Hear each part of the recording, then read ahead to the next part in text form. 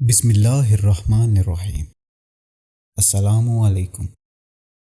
حضرت مریم علیہ السلام کے حمل کی کیفیت یوں ہے کہ حضرت مریم علیہ السلام اپنی خالہ یا بہن کے گھر غسل حیض کرنے کے لیے گئیں۔ آپ علیہ السلام پردہ لٹکانا چاہتی تھی کہ حضرت جبریل علیہ السلام ایک بے ریش اور خوبصورت نوجوان کی شکل میں ظاہر ہوئے۔ حضرت مریم علیہ السلام نے دیکھا کہ یہ نامحرم میری طرف متوجہ ہے، تو حضرت مریم علیہ السلام نے اس سے فرمایا، میں پناہ مانگتی ہوں تم سے، ساتھ اللہ کے، اگر تم پرہیزگار ہے۔ حضرت جبریل علیہ السلام نے کہا، میں وہ شخص نہیں ہوں کہ جس سے تو ڈرے، میں اللہ کا فرشتہ ہوں، تجھ کو پاکیزہ لڑکا بخشنے آیا ہوں، جس کو قرآن پاک نے کچھ یوں بیان فرمایا ہے۔ ترجمہ: فرشتوں نے کہا، اے مریم علیہ السلام، اللہ تمہیں خوشخبری دیتے ہیں اپنی طرف سے ایک کلمے کی، اس کا نام مسیح عیسیٰ بن مریم ہوگا۔ وہ دنیا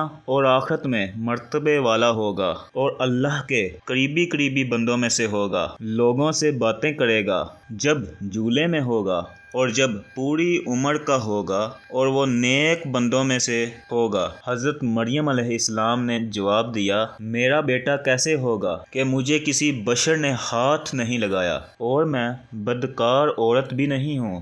حضرت جبریل علیہ السلام نے کہا، تیرا کہنا صحیح ہے، لیکن تیرے اللہ نے فرمایا ہے کہ میرے لیے بغیر باپ کے بیٹا دینا آسان ہے، جس کو قرآن پاک نے کچھ اس طرح بیان فرمایا ہے۔ ترجمہ: مریم علیہ السلام نے کہا، اے میرے پیارے رب، میرے یہاں لڑکا کیسے ہوگا جب کسی مرد نے مجھے ہاتھ تک نہیں لگایا؟ اللہ نے فرمایا، اسی طرح اللہ پیدا کرتا ہے جو چاہتا ہے، جب وہ کسی کام کا فیصلہ کر لیتا ہے تو اس کو کہہ دیتا ہے، ہو جا، بس وہ ہو جاتا ہے۔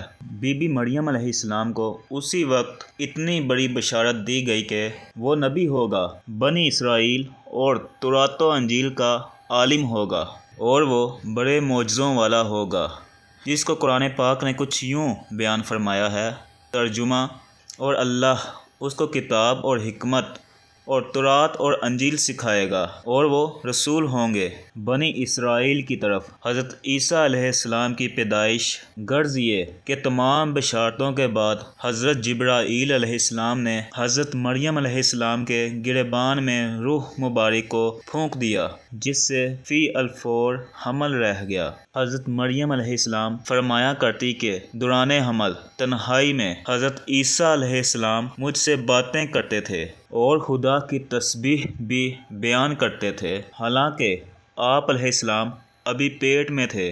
حضرت مریم علیہ السلام اور آپ کی خالہ صاحبہ جب آپس میں ملاقات کرتی تھیں تو ایسا معلوم ہوتا تھا کہ خالہ کے پیٹ کا بچہ یعنی حضرت یحییٰ علیہ السلام بھانجے کے بچے یعنی حضرت عیسیٰ علیہ السلام کی طرف جھکتا ہے، یعنی سلام کرتا ہے۔ یوسف نجار جو بی بی مریم علیہ السلام کے ماموں کا بیٹا تھا، وہ بیت المقدس میں عبادت کرتا رہتا تھا اور کبھی کبھی حضرت مریم علیہ السلام کو خالہ کے پاس پہنچاتا تھا۔ جب حمل کی حالت سے آگاہ ہوا تو اس نے بھی تحقیقات کی تو حضرت مریم علیہ السلام نے تمام واقعہ بیان کر دیا۔ جب ولادت کا وقت آ گیا تو حضرت مریم علیہ السلام کو قدرتی ندا ہوئی کہ اس شہر سے باہر چلی جاؤ، اگر تیری قوم تجھ کو اس حالت میں دیکھے گی تو تجھ کو اور تیرے فرزند کو قتل کر دے گی۔ حضرت مریم علیہ السلام بما یوسف نجات بیت المقدس سے روانہ ہو گئے۔ حضرت جبریل علیہ السلام ان کی راہ پر تھے۔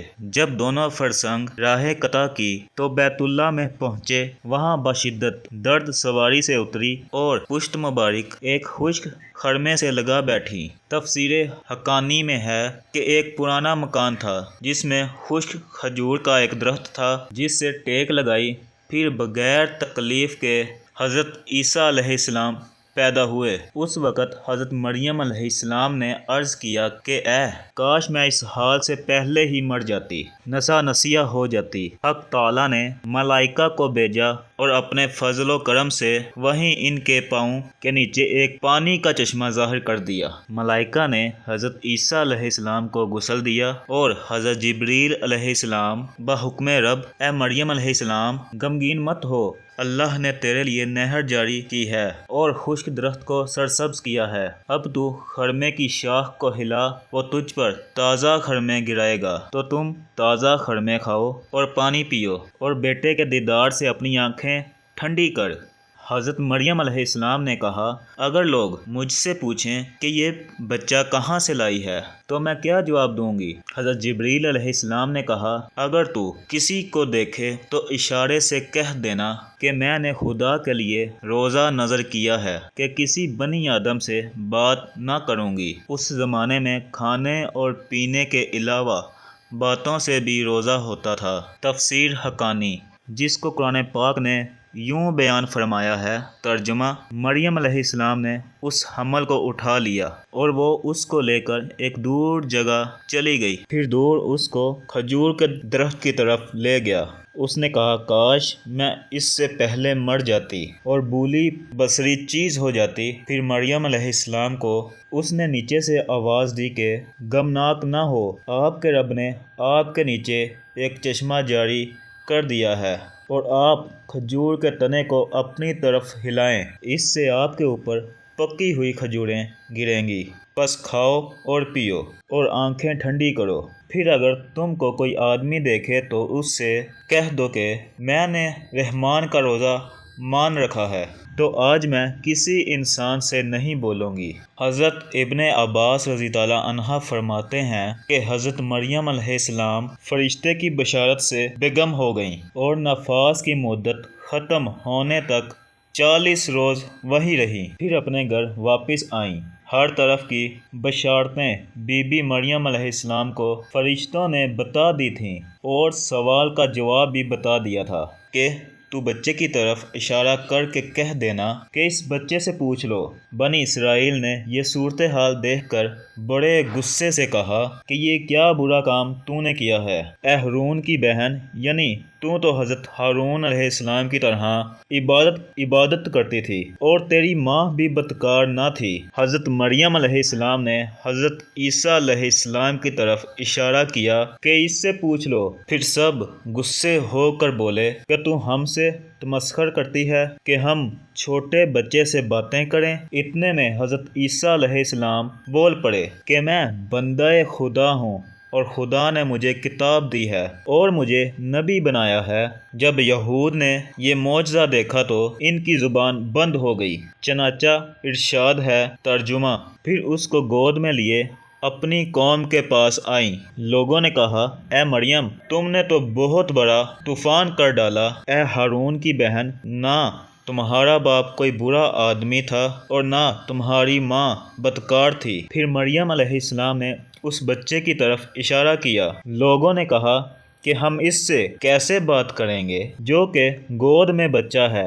بچہ بولا، میں اللہ کا بندہ ہوں، اس نے مجھے کتاب دی اور مجھ کو نبی بنایا۔ معارف القرآن میں ہے کہ جس وقت خاندان کے لوگوں نے حضرت مریم علیہ السلام کو ملامت کرنا شروع کر دیا تو حضرت عیسیٰ علیہ السلام اس وقت دودھ پی رہے تھے۔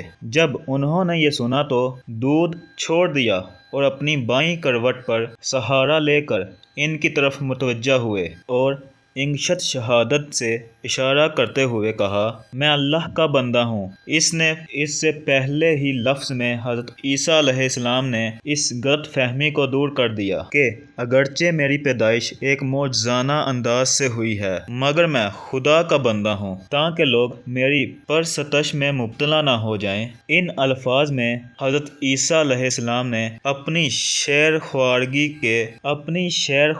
کے زمانے میں اللہ کی طرف سے نبوت اور کتاب ملنے کی خبر دی۔ اس کا مفہوم یہ ہے کہ اللہ تعالیٰ نے یہ طے فرما دیا ہے کہ مجھے اپنے وقت پر نبوت و کتاب دیں گے، اور یہ بالکل ایسا ہے جیسا کہ رسول اللہ صلی اللہ علیہ وآلہ وسلم نے فرمایا کہ مجھے نبوت اس وقت عطا کر دی گئی تھی کہ جب حضرت آدم علیہ السلام بھی پیدا نہیں ہوئے تھے، ان کا خمیر تیار ہو رہا تھا۔ اس کا مطلب بھی ظاہر ہے کہ اس کے سوا نہیں کہ عطا نبوت کا وعدہ جو حضور صلی اللہ علیہ وآلہ وسلم کے لیے قطعی یقینی تھا، یہاں بھی اس یقین کو عطائے نبوت کے لفظ ماضی سے تعبیر کر دیا گیا ہے۔ عطائے نبوت کا اظہار کرنے سے ان لوگوں کی بدگمانیاں رفع کر دی گئی کہ میری والدہ پر بدکاری کا الزام لگانا سراسر غلط ہے، کیونکہ میرا نبی ہونا اور مجھے رسالت کا ملنا اس کی دلیل ہے کہ میری پیدائش میں کسی گناہ کا دخل نہیں ہو سکتا۔ ناظرین، کمنٹ میں اللہ تعالیٰ کے 99 ناموں میں سے ایک نام ضرور ٹائپ کیجیے گا۔ شکریہ۔ اللہ حافظ۔